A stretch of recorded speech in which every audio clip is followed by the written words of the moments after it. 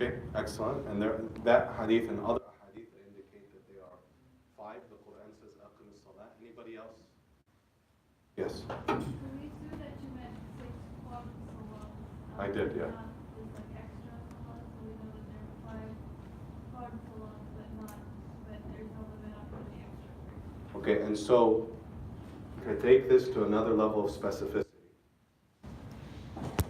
this practice is contradicting an explicit evidence. And that evidence has 2 characteristics. Okay? Some of you may remember this from last year or the year before. Because the establishment of the fard prayers is in the Quran, is in the authentic Sunnah, right? The opposite of that would be ظني الثبوت, right? All of the Quran is qat'i, it's absolute, but in the Sunnah there could be weak hadith and so on. This is from how intent we are how intent the ulama are, that if a person has a practice that differs from my opinion, but there's difference of opinion, then it may not be a bid'ah. So this proof about 5 prayers is absolute in authenticity, qat'i dalala, meaning absolute, unequivocal in its meaning. Okay? I want you to keep these 2 terms in mind, because I'm going to ask you to think about them in every other example today. There's the issue of thubut, authenticity. Is it absolute in its authenticity, or is it probabilistic, meaning that there could be a difference of opinion? All of Quran is absolute, qat'i, there's no difference of opinion, right? But the Sunnah can be clear and authentic, agreed on, or there can be a discussion about the strength of the hadith. And then there is a dalala, the indicated meaning, which can be absolute. قُلْ هُوَ اللَّهُ أَحَدٌ. Say He is Allah, the one and only. This is absolutely clear. The oneness of Allah is established in consensus. Versus dhanni, probabilistic, which just means difference of opinion, right? Any of the common difference of opinion matters that you think about, right? The entrance of Ramadan, is it the literal signing of the moon, or is it the knowing that has come to this? The text supports both interpretations. Okay? So I want you to think about that, because we're going to get to some examples where people differ. Is it a bid'ah or a good thing? It could be coming from the interpretation of the text. Is there any difference on interpretation of this text? No. None whatsoever. And so it is absolutely clear. There is nothing, there is no choice but that this is a clear religious innovation. What did you say, dalala? Dalala. Dalala with a heavy dad is like being lost. Dalala, like coming from dalil, is indication or indicated meaning. So, you said the Quran is... And then indicated meaning is either absolute or probabilistic, different. Okay? So, let me give you an example from outside of deen.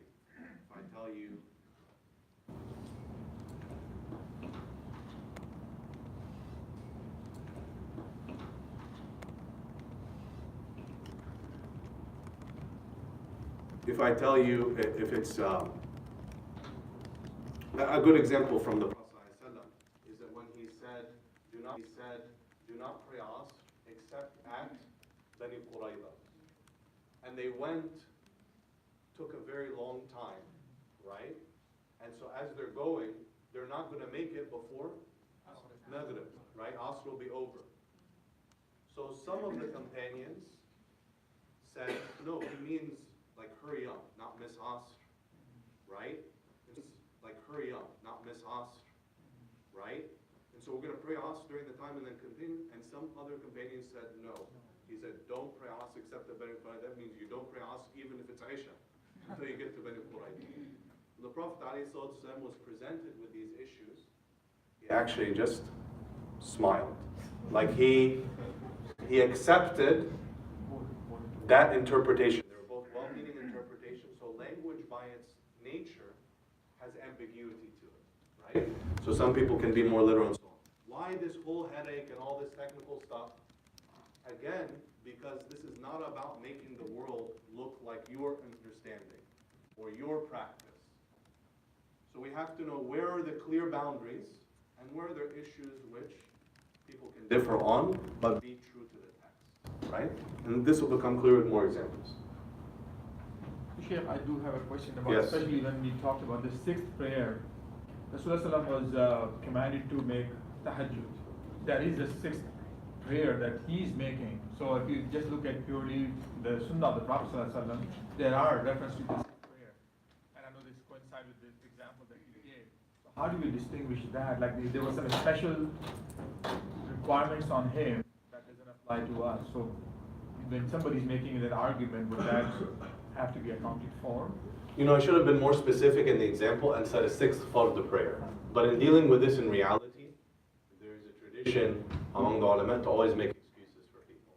So somebody, you know, comes up and says, hey, sixth prayer, the reaction is not, A'udhu billah, kafiru fillah. You know what I mean? Like that attitude is very unhealthy. That would be a very healthy way to check with that person. Oh, do you mean tahajjud? Do you mean the night prayer? Like maybe they're using the language in a different way. But in this case study, you could have asked me or I could have clarified that no, 6 fard prayers per day. But you're absolutely right. The way I presented it, it could be that ambiguity, right? And that's good. I mean, we should find excuses for people, but then we know no. Fard prayer, there's only 5, not 4, not 6. And this is important because again, using our minds, 4 prayers is worse than 5. And 6 fard prayers is better than 5 rationally. Worse than 5 Islamically, right? The famous example of the 3 people that spoke to our mother Aisha radiallahu anha about the worship of the Prophet sallallahu alaihi wasallam, and كأنهم تقالوها. It's as if they felt like, wow, that's not as much as we thought. But then they explained it that he's Rasulullah, he's so connected, and we're like us. So what did they say? One person said he would pray all night and never sleep. One person said he will fast every day and never break his fast. And one person said he will not marry. The Prophet ﷺ heard of these people, and the hadith doesn't specify them, but he says about these, you know, there are some people that say so. What did he say? That whomever abandons my sunnah is not from me. So it's not better to fast every day. It's better to follow the sunnah. It's not better to avoid marriage out of like, oh, that's more righteous and pure and dunya. No, it's better if you can establish the rights of marriage, to marry when you're ready and can give the person their due rights. It's not better to pray all night. It's better to pray some and sleep some, as the Prophet did. You see what I'm saying?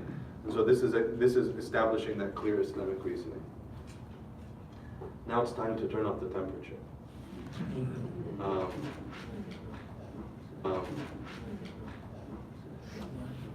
Somebody who says, you know the tasbih after salah, right? Making tasbih, remembrance of Allah subhanahu wa ta'ala after salah. Traditionally you say subhanallah, alhamdulillah, how many times? 33 times. Somebody tells you no, 50. I've got a lot of sins to make up for. Okay? Is this bid'ah or not, and why? Last session, 3 minutes. Go. In groups. Clarification. He's saying he's going to do 50 every time. Is there a case that is No, he's doing it himself. He's doing it himself after salah during that time. After salah during that time.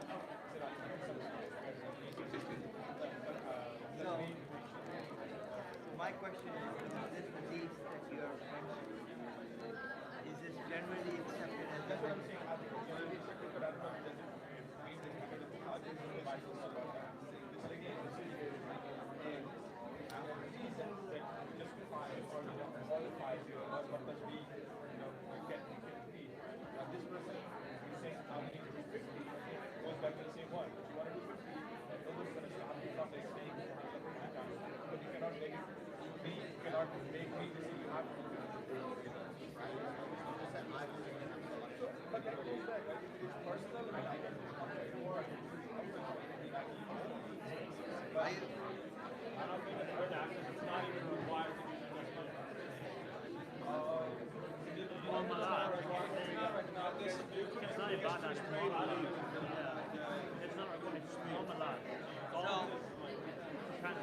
So, gentlemen, at IAR, one day I prayed, and I got up and I left.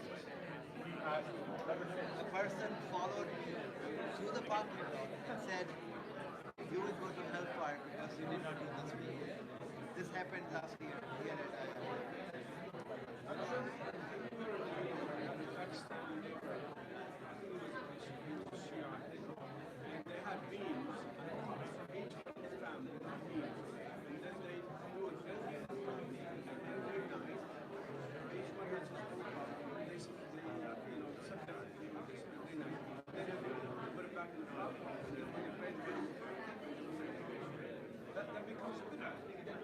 So I think the main issue here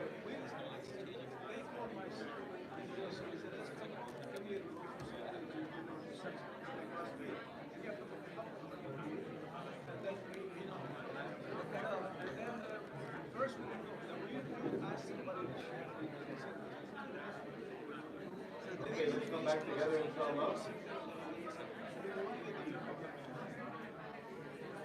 the main issue here is two things.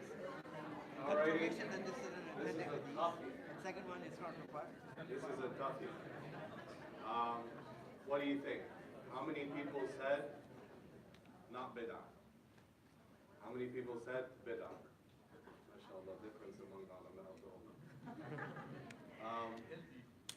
Healthy difference, good difference.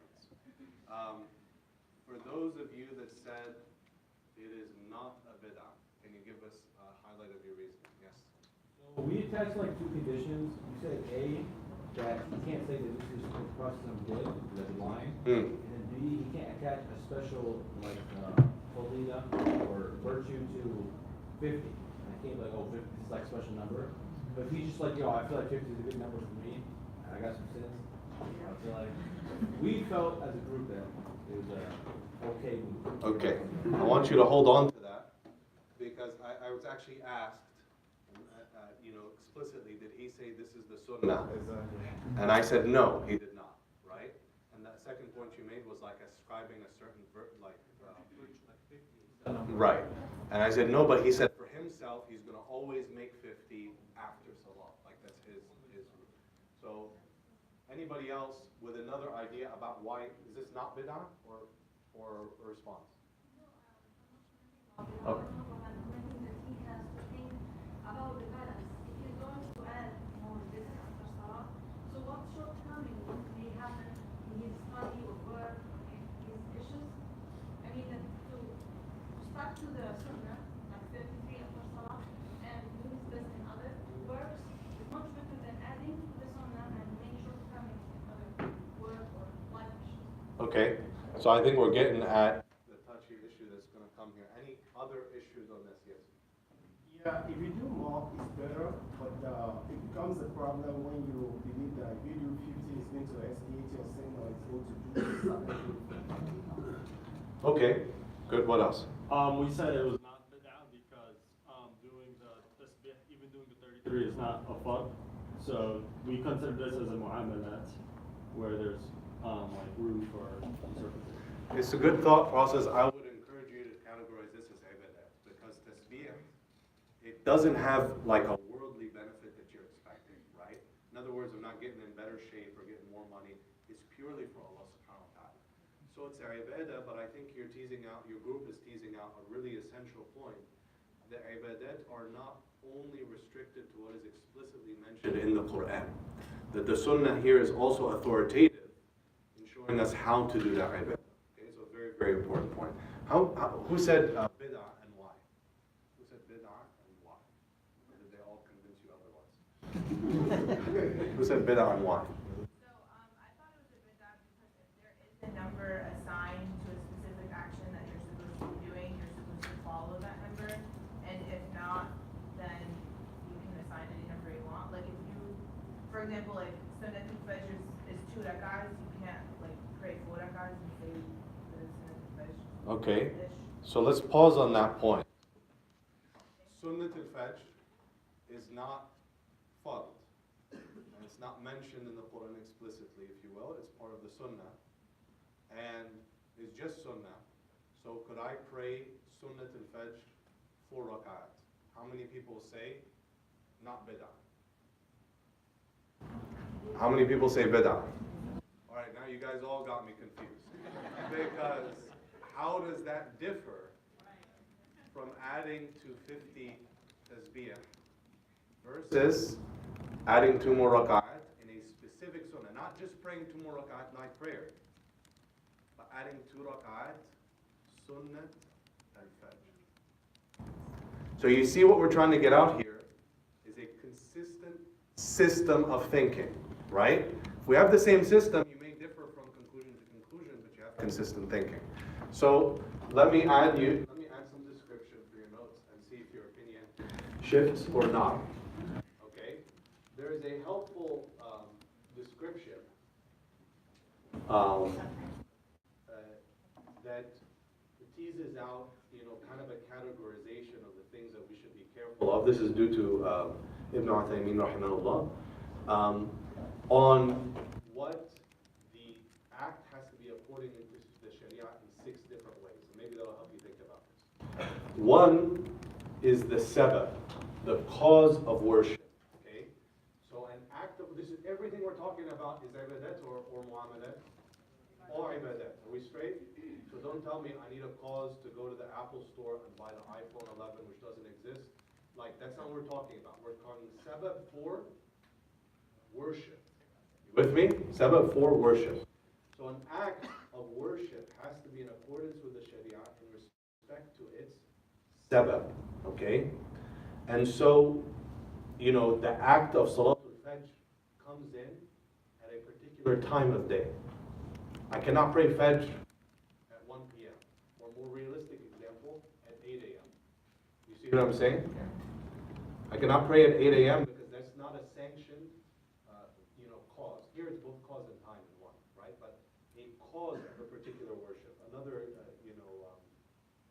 so anything, or for example, gathering for like a group prayer at just a random time regularly every day. Like imagine we gather in the masjid for Fajr, Dhuhr, Asr, Maghrib, Isha. So we start gathering for the 3 p.m. super prayer, right? There's no sabab, there's no religiously sanctioned cause for that. So that's a violation of sabab. Number 2, jins, which is like the type. I'm going to give you textbook easy examples here so we can apply to more complex ones. An example here of someone violating the type is sacrificing like a horse for Eid. Right? I know that's weird, okay? But here, the udhiyah, as an act of worship, not just sacrificing an animal or not just an animal for purposes of eating, is restricted to particular types of animals that the Prophet ﷺ did, right? Even a good example, by the way, is like a chicken, right? Like a chicken is permissible to slaughter for eating, but it's not permissible for the act of worship of udhiyah, right? Why? Because there's a particular jins, so maybe scratch course so people don't think about we're doing weird things at this class, and put chicken. Okay?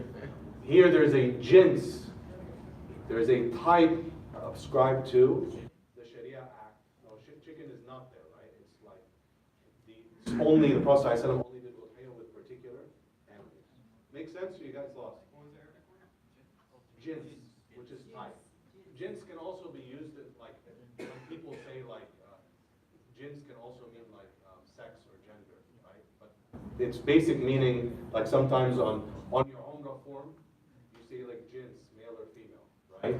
So, but the meaning is type, right? And so here it means the type, if there was a specific animal, specific amount.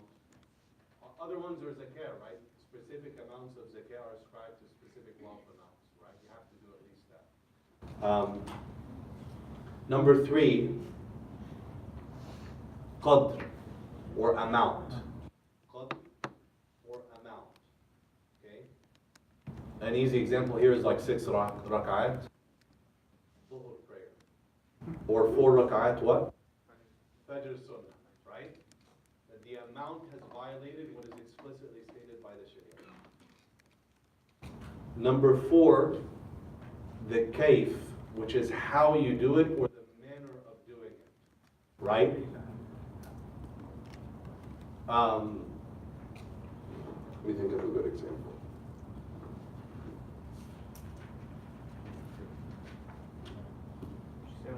This is the intent, I think. No, like, for example, the order. For example, in Hajj, if you start at Muzdalifah, then you go out of order to Arafah, then you do this, there's a specific order to the Hajj. You can't violate that order. That's the how. Okay? Or sujood before ruku', great example. Number 5, az-zaman, the time.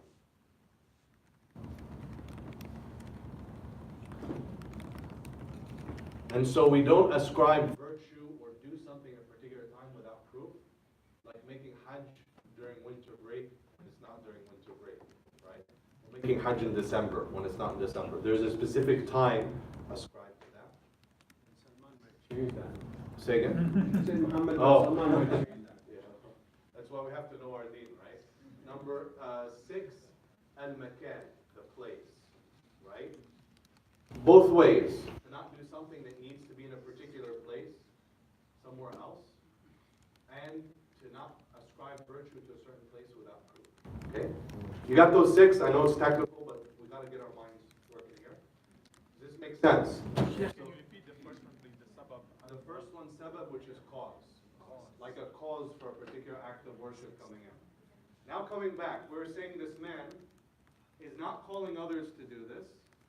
He is not saying this is from the global sunnah, but he's like, for me, I'm doing 50 after every salah during the time of dhikr. How many people say, not bid'ah? Okay, how many people say, bid'ah? Okay, so we've had changes of opinion.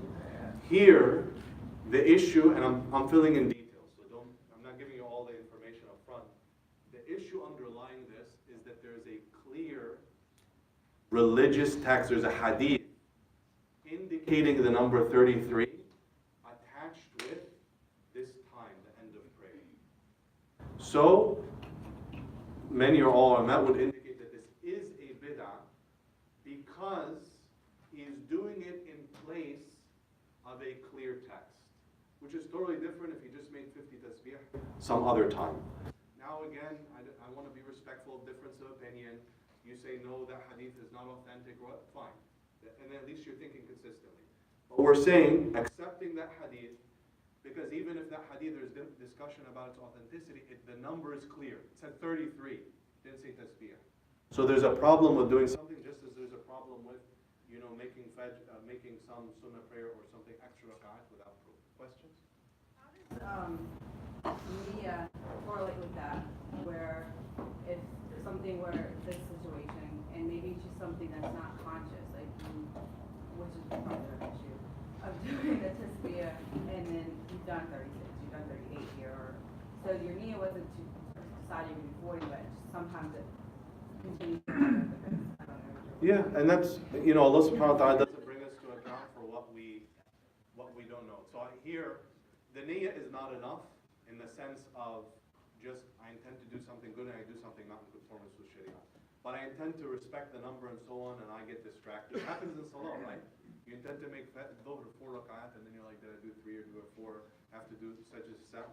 So there it's fine because your niyyah and the intention of the action is not in violation of the Sharia, but we're forgetful, we make mistakes. That's totally different than a person intentionally violating the Sharia.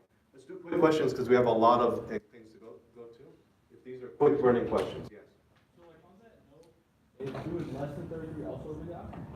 Doing less than 33 at this time, associated with this act of worship, has a discussion behind it in reality. But let's say an easier example is like doing 1 rak'ah sunnatul fajr, clearly unacceptable, right? But you bring up a good point because the hadith itself, there are other supporting a hadith and so on, so in the details of fiqh there is a little bit of discussion.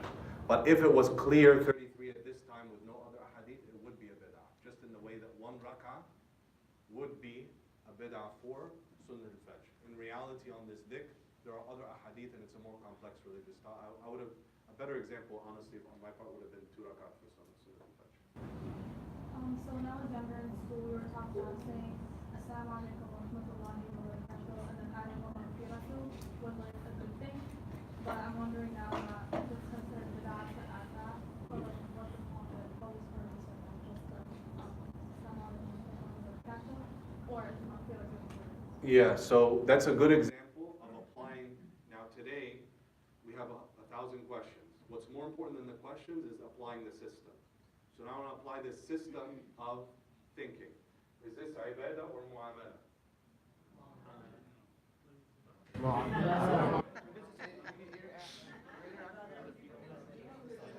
Saying, time out. This is not saying assalamu alaikum like assalamu alaikum, brother, how are you this morning? Okay? This is assalamu alaikum at the end of salah. Is this ibadah? I was like, man, we have got to pause this class. We're talking about bid'ah. We got to go back to Islam 101. I get it now. This is saying assalamu alaikum at the end of. And I heard it. In salah, there would be more restriction than in communication, right? In salah, there are specific sanctions. Like, for example, assalamu alaikum, Maliki madhab is sufficient. Assalamu alaikum wa rahmatullah. Once is sufficient, doesn't have to be twice. These are all, but at the end there's a boundary between what's religiously sanctioned. In terms of mu'amalat, in reality this would be an issue of difference of opinion among the scholars.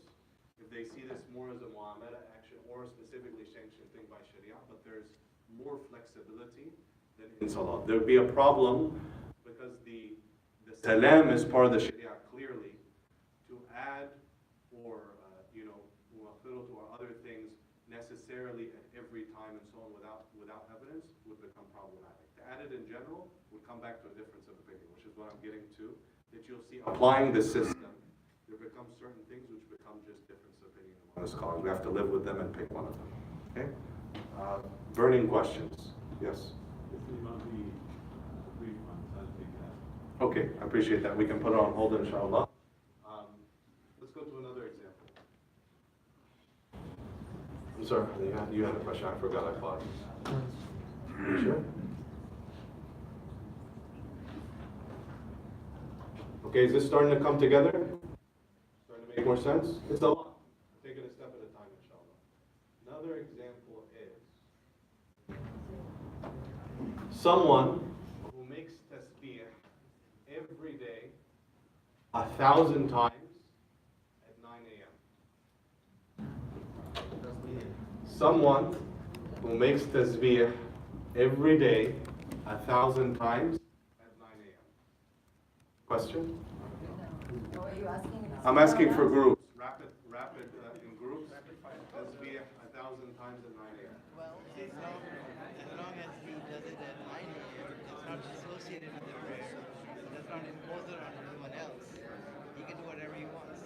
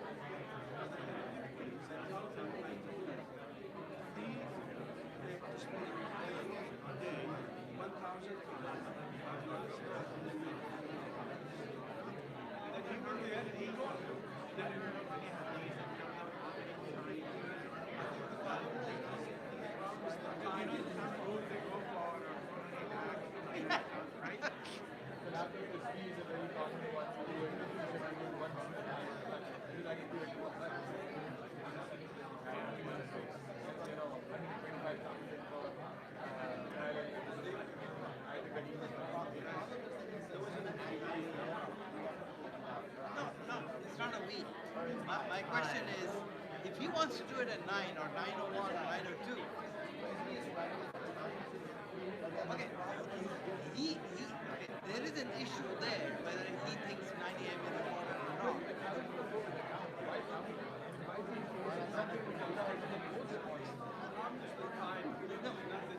not. No. The time issue is different.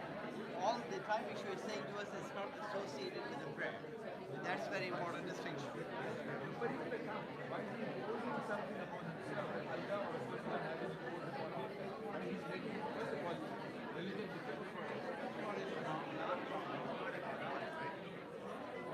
No, it's worship. There. It's not required. Many worships are not required. But he gets no benefit out of it directly. They worship.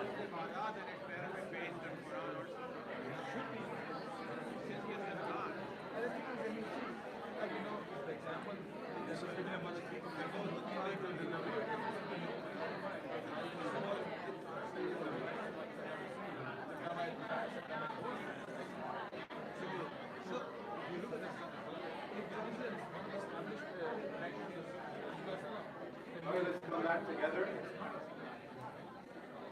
I want to share with you a brief statement of a scholar named Sindi Rahimahullah. He says that, and actually this speaks to one of the fruits and importance of this hadith, that distinguishing permissible and sunnah acts from bid'ah and rejected acts is very confusing and can sometimes actually be very difficult. Okay? And the only way it can be done is by knowledge of the Quran and the Sunnah. And so really, in some sense, to be straightforward with you, the case studies that we're hopping into today are somewhat unfair. I'm purposefully not giving you all the information you need, but I think that's a very helpful skill because that's how they approach you in real life. Sometimes you gotta say pause, sometimes you gotta say, we gotta ask, we gotta research this. But really, ironically, many reprehensible innovations or bid'ah are considered in parts of the Muslim world to be sunnah. And many sunan are considered in parts of the world to be bid'ah, right? And so just the tension, the challenge, I want to acknowledge and appreciate your openness to just dive into the pool. But what we're doing is hard in real life. That's why it feels hard in simulation, right? And in a sense, that's the importance of scholarship and of references, because we as individuals are not going to have an answer to everything. I'm going to come back to this issue of Saddam at the end of the class and other examples where even applying the system, there's a difference of opinion. But when you know that, hey, there's no reason to fight about this. I don't know how to say it formally, so I'll say it informally. There are some issues that have been differed on by scholars for 1,000 years. Get over it. You know what I'm saying? Like, then as an MSA leader, I understand, maybe in our central spaces, we're going to focus on issues of agreement and normative things, but I'm not going to pick on people because they have practices here and there as part of the diversity, like live and let live, right? And some of the most difficult things are people who come to contradictory conclusions about either being bid'ah or a good thing. There's a couple of those examples. They're not many. Allah subhanahu wa ta'ala made his deen clear, but for a wisdom that Allah subhanahu wa ta'ala knows, some of these issues have been difference of opinion. Although they're isolated, they're all the things that Muslims love to talk about. I wish we would just stop calling like Muslim conventions, whatever fancy names and themes they put on it, and say like the meat, music, moon fighting, and mortgages convention. Like that's all people ever ask about in a Q&A session. Like let's just call the convention that. What does that show? Shows we're getting stuck around these same issues. Right? And some issues are going to be issues of difference. You can have a passionate opinion, you can believe your opinion is right, but if you know somebody else is supported by scholarship, you should not blame them for it. It's a statement of Imam Suyuti. So back to a man who makes, or a woman who makes tasbih 1,000 times every day at 9 a.m. How many people said bid'ah? How many people said not bid'ah? Okay, who can give us one amazing synopsis of the bid'ah argument? Preferably who hasn't spoken today. Yes?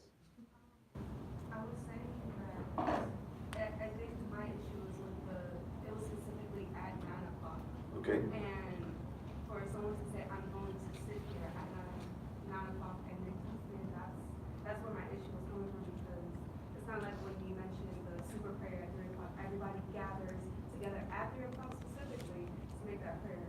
It's not sunnah, it's not a five, you're just doing it because you think it'll be done, but there's no, like, there's no. Like no sanction for that Yeah, time. exactly, there's no, like, foundation for what you're doing, so therefore you probably shouldn't do it. Okay. One succinct, powerful summary argument, preferably from someone who hasn't shared today, for the not bid'ah argument. Yes. Because she's making something obligation which is not obligated. That was. Obligated on themselves, you're saying. Okay. Any other one? Yes. I would say it's not for that because there's no text to say there's no text to say that they cannot do it, and the fact that they're doing it at their own leisure, that works with their schedule, is beneficial for them. So I don't see. Okay. Doing tasbih is ibadah, and the 6 things that you told us, other, so measurement, there is no necessity about it to do it 1,000. And then zaman, time, Yes. 9 a.m. Okay. And I think you combine these last couple of statements, and we'll have a system for thinking about this. One more comment. The question I had was, does he feel that he has to do that? And if he goes one day without doing it, does he feel that he did something wrong? Okay, and so that is a clear point.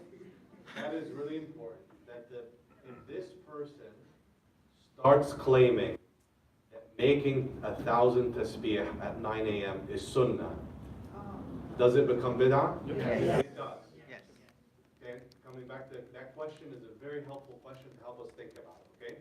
If he claims that it's sunnah, it becomes rejected because there's no evidence for it, okay? So let's say he's not. I just like to push myself to do this. If he claims that doing this will erase all minor sins, does it become bid'ah? Yes. Yes, why? No evidence. He ascribed a particular view. There are things where the Prophet ﷺ said, like umrah to umrah is kafara for what's between them. So you can't say that for anything that he didn't say. So if he doesn't say that, and he doesn't say it has any special virtue, he just says, subhanAllah, I heard this specifically from a person. Wallahi, there's actually a big item giving a speech. And he was encouraging, especially talking about himself. He was in his mid-70s. He was like, look, if you're over 60, the median age of this ummah is subhanAllah 67. We ask Allah subhanahu wa ta'ala for long and productive lives and for husn al-khatim and a good end for all of us. Say ameen. So he was encouraging, like, hold yourself to a higher standard, push yourself to make 1,000 tasbih every day. The challenge is this: at-tasbih al-mutlaq, meaning open-ended tasbih, is from the sunnah. Okay? Yes. In other words, the tasbih that I talked about before was a tasbih attached to the end of prayer. But there's a sanctioned act of worship, Adhkurullah. Remember Allah subhanahu wa ta'ala, all times, all places, except for, bathroom and exceptions. Like general, this is called tasbih mutlaq. You remember in Eid, there's takbirat, right? There's takbirat muqayyada, which means conditioned. Those are takbirat that come at the end of prayers. But there's takbirat mutlaqa. You're walking to the market, Allahu Akbar, Allahu Akbar. Well, actually, that market is in the 1,000-year-old books that I read. You're walking to a grocery store, and you're saying Allahu Akbar, Allahu Akbar, Allahu Akbar, la ilaha illallah. This is a sanctioned form of ibadah. And dhikr, open-ended dhikr, sanctioned form of ibadah. Based on that, this would not be bid'ah until he forces it on others, or claims it's a sunnah, or claims it has a particular view, or like you said, that's a good barometer. Like if you miss it one day, does that make you like heaven? No, if he says, no, I push myself. If I miss it one day, I try to make it up, but this is just, I want to draw closer to Allah. That's because this umbrella action is sanctioned, like open-ended dhikr. In that sense, person prays 2 rak'at, qiyam layl, okay? How about 4? How about 8? How about 20? How How about 36? Because during this time of Qiyamul Layl, you can pray two as much as you want. Somebody pushes himself to pray 8 every night. It's okay? It's okay, because it's not saying everybody needs to do it. It's not saying this is the sunnah and the only sunnah. It's not saying this. Qiyamul Layl as an umbrella is sanctioned. Remember that where Allah subhanahu wa ta'ala leaves space, and the example of his messenger leaves space, we give space. Some acts of worship have a flexibility within them. Dua, right? Sometimes you also approach the deen like it's like prison. Like dua is so flexible as a line, a form of worship. There's a few ad'iyah, there's wonderful ad'iyah that come from the Prophet ﷺ. But other than that, you have a test. You want to make dua for it. It's okay? Yeah. You want to make dua in English, you're more comfortable in English and Arabic. It's okay? You want to make it in Hindi. You want to make it in Urdu. You want to make it in Chinese or Japanese. It's okay? So there's that flexibility. You see what I'm saying? Within the umbrella of dua. Don't ask for something evil. Don't ask, for something hard. Those are the boundaries of that box. And so the box of dhikr has wide boundaries. And dhikr al-mutlaq is part of it. So under those conditions, it would not be regarded as something. He's pushing himself around 9 o'clock. I'm going to push myself to make 1,000 a day. The Prophet ﷺ, subhanAllah, used to make istighfar 100 times. This dhikr was remembered 1,000 times. I want to push myself with that habit. He's creating a habit, not a sunnah. This came back to a question that was mentioned. Man sanna sunnatan hasana. Whomever starts a good sunnah. Sunnah in this sense means habit or example. He has the reward of it and the reward of everyone that comes after.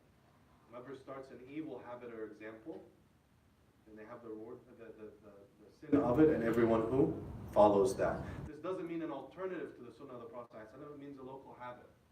So someone started, the food pantry work here to help those that are, in need of that support, and just make life a little easier for those that are less privileged or going through a difficult time. And it happens to be on the first Saturday of every month. Why? It's convenient. It's a pick the top. People need to know when to show up. Did they say first Saturday is sunnah? No. They say it has to be in the brick building? No, but that's where the food is stored. You see what I'm saying? But they started a habit, and now people just volunteer. The downtown work, feeding the needy. People that started, first ones to hang and start a school, an immense school here in the 90s, the Tarbiyat Islami in the 80s, the first school founded in Raleigh. Like all of these examples, good habits where people are not saying, no, this is the only way to practice the religion. Make sense? Okay, quick questions, very quick questions. So what if this guy who decided that 9 a.m. 1,000 tasbih, like he told his kids like we need to do this, and then like his kids teach their kids, and then like so on. Would that be like in that example like the Sadaqah Jari or whatever, that kind of scene? Yeah. See, it's a touchy issue because it comes back to knowledge, right? The people that worshipped idols, right? And for example, in Surah Nuh, originally these were righteous people, and it was like, let's make these idols to remember righteous people. And then, generations after, it's like, oh, let's make dua to these idols, and then all of a sudden, let's worship these idols. So something like that, you just have to be very careful of blocking the means to misunderstanding or so on. You see what I'm saying? Because that's really how a lot of bid'ah are started. And as you can see, complex and fine line. Like complex and fine line, right? Like we're not saying that the food pantry has to be on first Saturday for the rest of eternity. There's a good reason to move it, you move it. But Ramadan is going to be Ramadan for eternity. Hajj is going to be Dhul Hijjah for eternity. You see what I'm saying? Those are specific times. Other things are flexible. Whatever is convenient. Sometimes culture plays a lot of big part. So you get confused, like even you have a knowledge of somebody. It is something, they are doing something good, intention is good.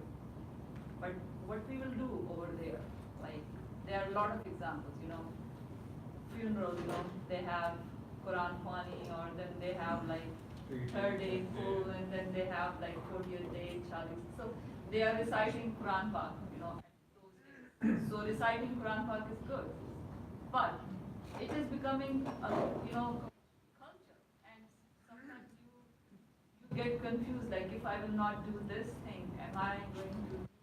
I will be totally cut off from the culture, society. But again, Is it a bid'ah or what we should do in that? I mean, this is why this is such a challenging topic, and why I focused a lot more on a system of thinking rather than just what to think on this issue or that issue, right? So definitely case by case, if you're want some clarification, you might ask an imam or someone for some guidance on a particular issue. But the idea is that, again, there is a system by which certain actions are clearly bid'ah. And in our cultures, things that are done around funeral, around bereavement, are areas where there's a lot of bid'ah that's inserted. It's a high emotion time. And the only way you protect against that is through clear knowledge and clear understanding of the deen, right? And so, coming back to the salam example, right? Actually, a number of ulama would discourage that or consider it bid'ah. Although it looks like a pure transaction, their reasoning is that the Prophet ﷺ came with the best greeting. Assalamu alaikum. Assalamu alaikum wa rahmatullah. Right? So, why do we feel the need to add or change that? Based on that, a lot of ulama would reject that. Others ascribe to it more flexibility, right? So there's an allowable difference of opinion there, but around acts of worship, it's a lot more rigid. Around funerals, an area where that rigidity is more appropriate, right? Because it's easy to insert these actions. And so at the end of the day, there are matters that are just issues of legitimate difference of opinion, okay?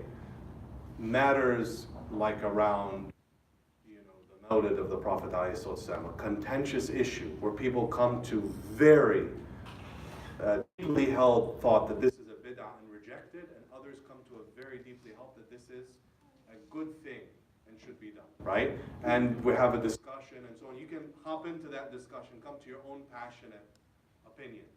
But that is not going to change until the day of judgment. This has been an issue of difference among big scholars for hundreds of years, right? Other big issues. Ironically, though, I would say that a lot of our cultural practices around the graveyard, around funerals, are just plain and simple bid'ah without any scholarly backing. You see what I'm saying? And sometimes it can just become more common because that's what we grew up doing. And that's why, culture is embraced and respected by Islam. Culture is part of Islamic rulings, but the line is where it contradicts something where there's clear religious evidence. And that's where we let go of our culture, even when we respect it, and we come to Islam, right?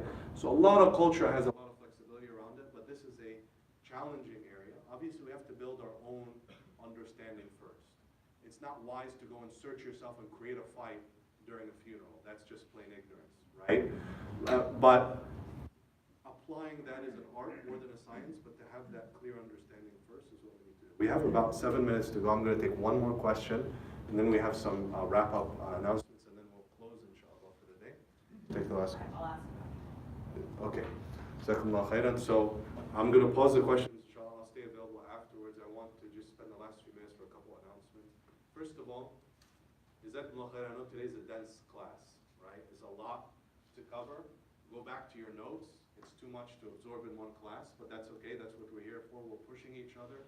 As you mentioned, I think there's healthy difference, healthy exploration. So alhamdulillah, it can be tense, it can be overwhelming. That's all part of our learning process. I'm going to stick around for questions, inshallah, but I want to indicate to you, next time, I told you that the first few ahadith are like big, overwhelming, right? Now, a lot of the ahadith are going to come into building out parts of deen and then come into some elements of spirituality. Hadith number 6 talks about the halal and the haram and the clarity of both. And the issues of doubt and confusion in between, which I think a lot of questions today are about. So after we talked about bid'ah, not bid'ah, this and that and the other, next time is going to say, well, after all this, there's this gray area. How are you going to deal with it? And notice the mastery of Imam al-Nawawi. It's not an accident that that comes right after this, right? So today, we're like, where's the haram line so I can stand like right here, right? Right? SubhanAllah, this is so common for us because we're like really pushing the envelope. Why did the companions not ask half these questions Because they're not looking to tread the line on haram. They're like way distant from issues of difference. They're holding themselves to a higher standard. So this hadith talks about that, but also talks about practically, we're all week, we're on the journey, so how do I prioritize? Do I prioritize avoiding the haram, or do I prioritize doing more good, right? The hadith talks about that, very fascinating and important hadith. Hadith after that talks about nasiha. Not nasiha like the ones that I get in the email box, where it's like nasiha. And then, mashallah, I didn't know, but some email programs don't have an end to the subject line, right? So they put a whole paragraph into that subject line. That's not the nasiha that this hadith is talking about alone. It talks about purity in interaction and dealing, nasiha with Allah, the Messenger's book, and with the leaders of Muslims and their general folk. Okay, and so two ahadith that will moderate us from getting too technical, too like do and don't, halal and haram do list, and make sure that we're bringing in the spiritual and taqwa dimension. Remember that about all questions. Some questions need fatwa, religious opinions, and some questions need taqwa, fear of Allah subhanahu wa ta'ala, right? And so inshallah we're going to close a couple announcements, inshallah, and opportunities. Today obviously is the beloved Sira conference at Apex Masjid, inshallah, for those of you that would like to take part. The flyers downstairs. We also have two important points that we'll spend the last couple of minutes. So we have one announcement from the Maghrib. So our local chapter of Al-Maghrib is having love notes November 16, 17, 18, so that's coming up in a couple of weeks. And I have information, I'll leave cards on both the women's side and the men's side. So you can just go to our website, qrehna.org, to register. We have limited seats. It's going to be at State. Like Friday night will be at Tally, and then Saturday will be at State, and then Sunday will be at McKimmon and Shaw. We will have babysitting available as well. If you have any questions, I'll be here after class, and I'm also going to leave. So, Jazakallah khairan, and Sister Zainab.